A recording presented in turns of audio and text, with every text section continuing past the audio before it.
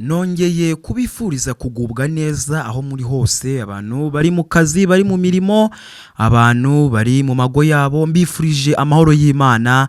Nimugubwe neza, nimugire ibihe byiza kandi muhore mwiteguye mukenye mu mitima yanyu, muhore murabera kubera ko ubwami bw'Imana buregereje. Kandi nyankunda kubifuriza ngo ubwami bw'Imana bujye buza mu ngo zanyu, butwarire mu ngo zanyu.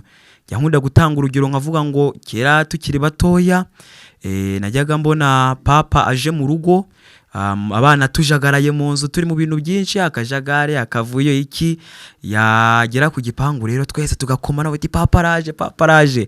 Ibyo bisobanuye iki? Nuko ubwami bwe buba buhageze, ibintu bikahita bihinduka. Iyo ubwami bw'Imana rero buje mu buzima bw'umuntu, hari ibihinduka, akavuyo kamuvamo, hari ibyaha bimuvamo, ajya ku murongo akaba umuntu muzima ufite gahunda. Amazina ni yandi, ni Evangelist-IMANIRUMVA Dieudonné, ndi umukristo, ndi umuvugabutumwa bwiza bwa Yesu Kristo, ndi umwigisha w'ijambo ry'Imana, ndi umuhuguzi, njya ngira abantu inama uko mbihawe n'Umwuka Wera. Uyu munsi rero mbazaniye ijambo gatoya, bazaniye ijambo rivuga kuba umunyamumaro. Ntabwo turi buze kuza kwifashisha Bibiliya, ndi kugira nse nubibaganirizo gatoya. Kuba umunyamumaro, umunyamumaro ni iki? Umunyamumaro ni umuntu uva ahantu akasiga icyuho bikagaragara ko ari umuntu wahabuze. Wibaza ikibazo nanjye nkibaze ngo mbese ahantu nshobora kuva hakaza icyuho? By'umwihariko rero twe tuba turi mu iyobokamana, dukuze kuvuga ko umunyamumaro mu murimo w'Imana. Ese ubu ngubu Imana iramutse ikubuze hari ikintu yaba ihombye?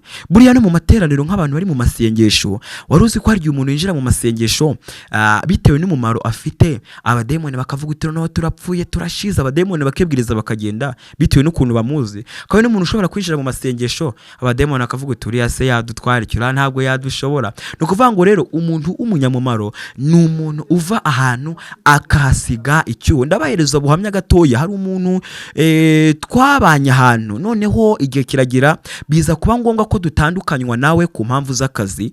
Turangije dufata umwanya turasenga, twingiga Imana, turavuga uti Imana, kanaka yari umukozi wawe, radufitiye umumaro mwinshi, none koko agiye kugenda, dutakambira Imana, turarira, bararira uti Imana turakwinginze tugirira imbabazi, utwemerere ntibamujyane. Nibyo nakazi ni byiza, barayimusezeranyije, ariko dufashe basa kurere hafi yacu azajya dufasha umurimo w'Imana. Iryo sengesho twararisenze, Imana iratwumvira, itugirira neza cyane. None wowe hari ahantu ushobora kuva abantu bagasenga bakavuga uti Imana tubabarira uyu muntu ntagende. Ndabifuriza ko abanyamumaro mu buzima bwanyu bwa buri munsi mujye mubura ahantu bigaragare ko hari ikintu cyabuze. Abantu niba babura bagaragare ko hari ikibazo, bigaragare ko hari icyo. Mujye mu abanyamumaro mu byiza, Imana izabagirira neza.